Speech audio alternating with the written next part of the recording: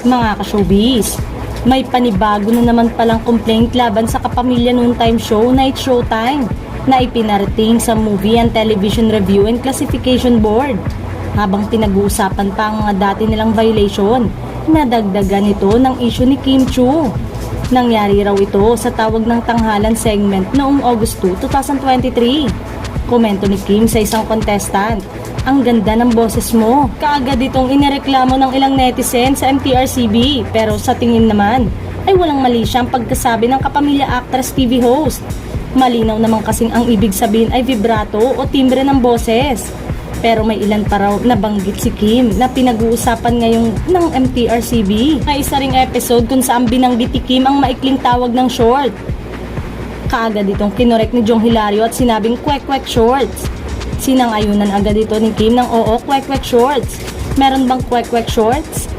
Pero parang may pagkamali-mali itong si Kim. Kaya sabi nga ng ibang napagtanungan, parang innocent mistake lang ito ng actress TV host. Ayon sa pagtatanong-tanong, hindi pa rin daw tapos ang deliberation sa MTRCB. Wala pa tayo ngayong aasahang statement mula sa naturang ahensya.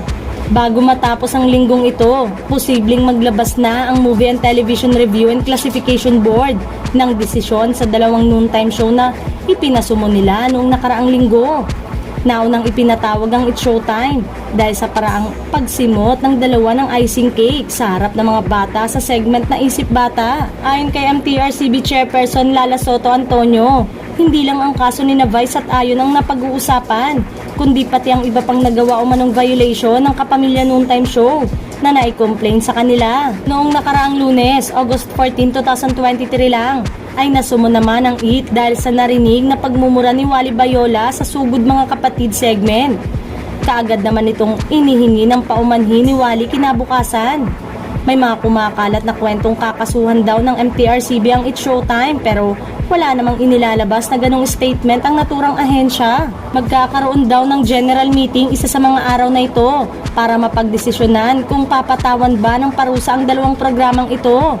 Nilinaw pa ng ilan sa pag-uusap ito ng board na karamihan na ay mga abogado pero hindi sasali rito ang MTRCB chair. Marami raw silang i-consider na mga bagay bago nila ibaba ang kanilang desisyon. Hindi lang tiyak kung magkakaroon ng botohan dito dahil hindi naman sinabi na kung ano ang proseso para ibaba ang kanilang magiging desisyon.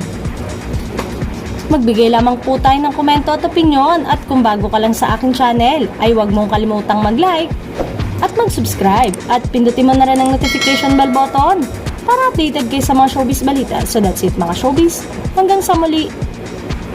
Thanks for watching.